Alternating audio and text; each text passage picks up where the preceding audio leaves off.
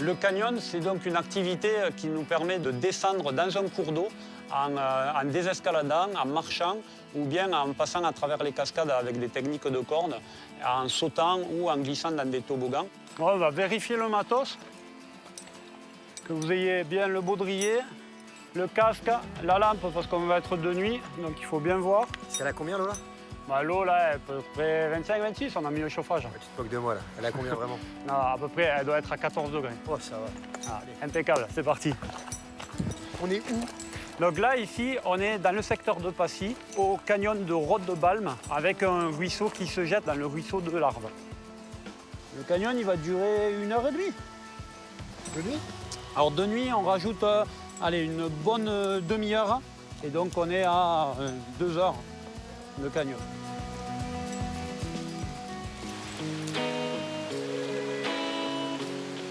Les participants découvrent le canyon la nuit. Par contre, moi, évidemment, ces parcours-là, je les connais très bien de jeu. Ça va changer nos repères. On aura un champ de vision qui sera restreint. Et du coup, ça va nous obliger, sur nos sens, à être plus en éveil. Et du coup, ça va procurer plus d'émotions et plus d'adrénaline. Il y a de l'or ici, Gilles. Il n'y a rien. Il n'y a rien? Il n'y a rien. Ça fait des années que je cherche. J'ai jamais rien trouvé. Quelles sont les règles de sécurité de base? Alors la première règle de base, c'est de toujours garder le casque. Donc à partir de maintenant où on va dans l'eau, le casque, toujours sur la tête, on ne l'enlève pas. Elles servent à quoi les longes? Donc les longes, on en a 2. Elles servent à se mettre sur une main courante qui peut être à corde ou à câble. Et on les manipule tout le temps, une après l'autre. Donc on en met une, on met l'autre, et puis on évolue comme ça. J'enlève jamais les deux en même temps. Et on n'enlève jamais les deux en même temps. Donc en canyon de nuit, on utilise évidemment une lampe pour voir et pour avoir un minimum de lumière autour de nous, là où on va mettre les pieds, et puis surtout aux endroits où on a besoin de tenir la corde. Donc là, on arrive sur un toboggan. Okay, donc position de toboggan, allongé, dos à la cascade, on croise les bras et on rentre les coudes. C'est parti. Il y a des obstacles qui seraient beaucoup plus difficiles à passer la nuit, notamment tout ce qui est obstacles aquatiques.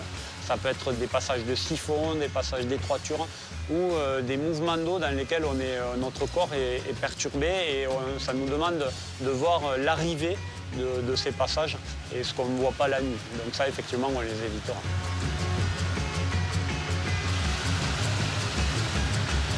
Je suis perdu dans la forêt, je sais pas où je suis. Je me sens seul. Grégoire, viens par ici. Ah, ok, j'arrive, ok.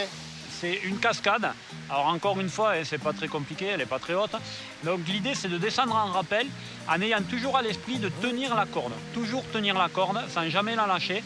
Et le but du jeu, c'est de regarder ses pieds et d'essayer de poser les pieds les uns après les autres sur la paroi.